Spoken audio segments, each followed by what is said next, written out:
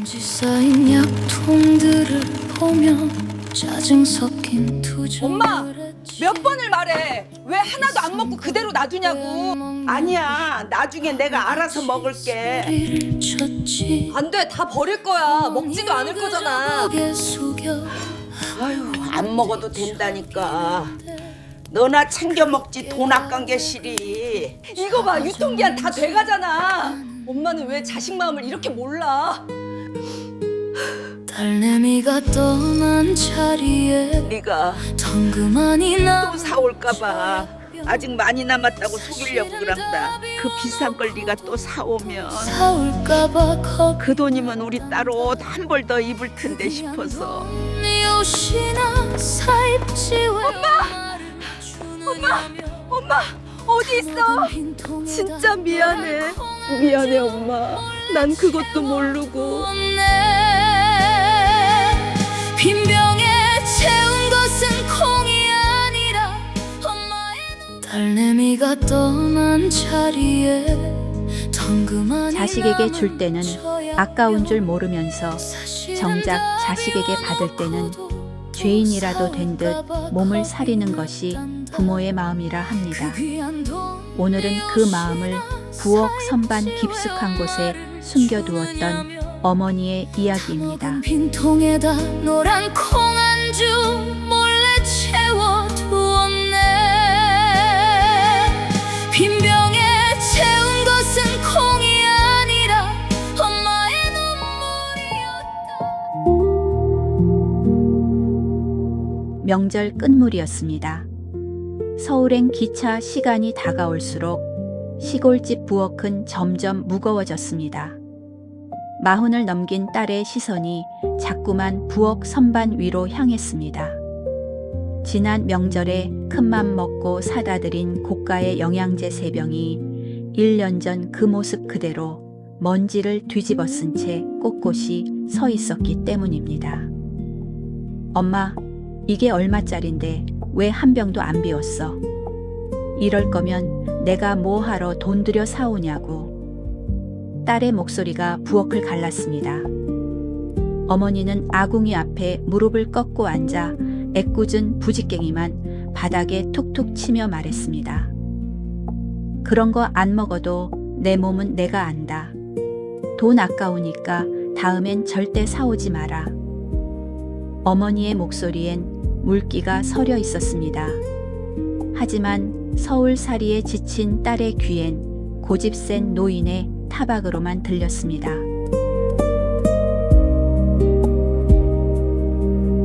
다신 안 사줄 거야. 이제 엄마 건강은 엄마가 알아서 해. 두 사람 사이에 차가운 정적이 내려앉았습니다. 어머니가 들기름이라도 챙겨주겠다며 밭으로 나간 사이 딸은 씩씩거리며 선반문을 열었습니다. 유통기한이라도 지났으면 다 버리고 가겠다는 심산이었습니다. 손에 잡힌 약병은 묵직했습니다. 뜯지도 않은 새 것처럼 보였습니다. 그런데 뚜껑을 돌리는 순간 딸의 눈동자가 파르르 떨렸습니다. 방바닥으로 쏟아진 것은 매끄러운 캡슐이 아니었습니다. 노란 콩알들과 알사탕 몇 알이었습니다. 옆에 있던 병을 열자 이번엔 볶은 보리가 가득 들어 있었습니다. 딸의 심장이 덜컥 내려앉았습니다. 홀린 듯 싱크대 아래 가장 깊고 어두운 구석을 뒤졌습니다. 양은 냄비들을 헤집자 검은 비닐봉지 하나가 모습을 드러냈습니다. 그 안에는 딸이 사줬던 영양제의 빈 통들이 가지런히 담겨 있었습니다. 어머니는 한 알도 빠짐없이 제때 챙겨 드셨던 것입니다. 그러면서도 딸이 올 때마다 아직 많이 남았으니 사오지 말라고 말하기 위해 다 먹은 빈 병에 콩을 채워 선반 앞줄에 세워두었던 것입니다. 병무게까지 맞춰가며 콩알을 하나씩 넣었을 어머니의 손이 눈앞에 아른거렸습니다. 다리에 힘이 풀린 딸은 안방으로 들어가 그대로 주저앉았습니다.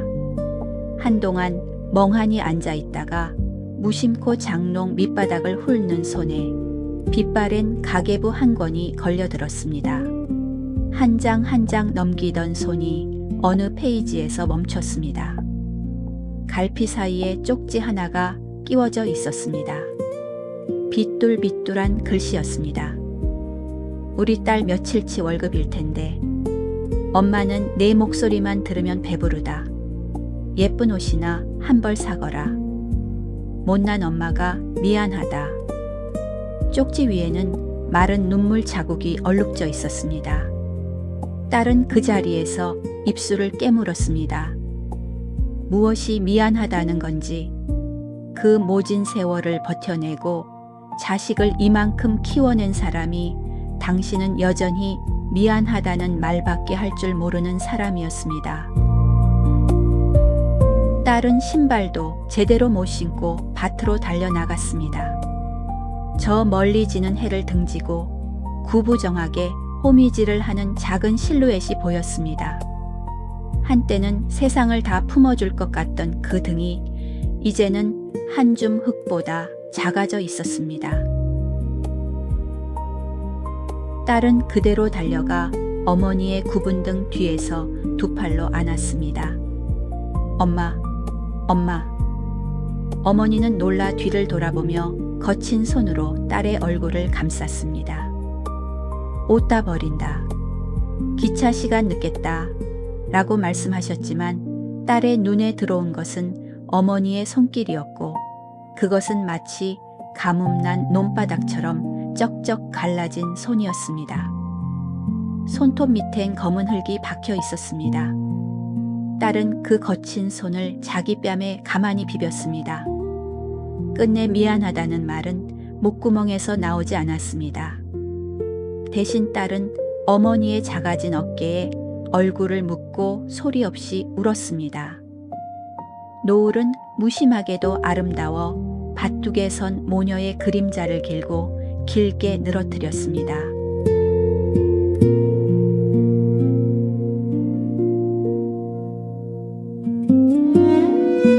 세상에서 가장 슬픈 거짓말은 대개 부모의 입술에서 태어나고 그 거짓말이 들통나는 순간 자식의 심장엔 지워지지 않는 낙인이 찍히곤 합니다. 우리는 왜 어머니의 선반 위 먼지 앉은 약병들이 사실은 당신의 텅 빈 속을 감추기 위한 처절한 연극이었음을 이토록 늦게야 알게 되는 걸까요? 어머니가 그 낡은 병 속에 눌러 담은 것은 투박한 콩알이 아니라 자식의 고단한 하루를 대신 짊어지고 싶었던 당신의 저린 고집이었으며 그 딱딱한 콩알들이 부딪히는 소리는 차마 내색하지 못한 그리움이 바닥을 구르는 비명이었습니다. 여기서 우리는 삶을 관통하는 하나의 질문과 마주하게 됩니다. 부모는 왜 자식의 사랑 앞에서 기꺼이 죄인이 되어야만 하는가? 그에 대한 답은 그리 거창하지 않을지도 모릅니다. 부모라는 존재는 자식에게 무언가를 받는 순간 자신이 지켜줘야 할 아이의 짐이 되었다는 자책에 빠지는 가련한 존재이기 때문입니다. 그래서 당신의 몸이 무너져 내리는 고통보다 자식의 지갑이 얇아지는 아픔을 더 크게 여기며 빈 병에 콩을 채워 넣어서라도 자식의 죄책감을 덜어주려 했던 그 투박한 희생은 미화될 수 없는 지독한 사랑의 민낯입니다. 오늘 이 이야기를 듣고 계신 당신의 가슴 한구석이 눅눅하게 젖어온다면 그것은 당신 또한 누군가의 눈물겨운 희생 위에 서 있기 때문일 것입니다. 어쩌면 지금 이 순간 당신도 누군가에게 괜찮다고 말하며 혼자 삭히고 있는 것들이 있을지 모릅니다. 그 마음만으로도 당신은 충분히 잘 살아온 사람입니다. 말하지 못한 것들이 오히려 가장 깊은 사랑이었다는 것을 우리는 늘 너무 늦게 깨닫습니다. 저문은 노을이 밭둑의 모녀를 감싸 안듯 당신의 오늘 또한 누군가의 간절한 기도와 사랑으로 온전했음을 기억하시길 바랍니다. 이 먹먹한 여운이 당신의 밤을 따뜻하게 위로하기를 소망하며 오늘의 이야기를 마칩니다. 사랑한다는 말만 하고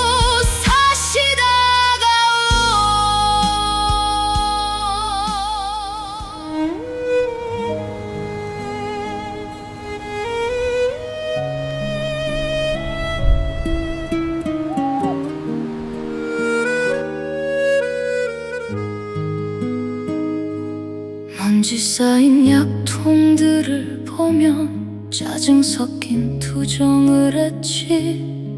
이 비싼 걸 왜 안 먹냐고 바보같이 소리를 쳤지.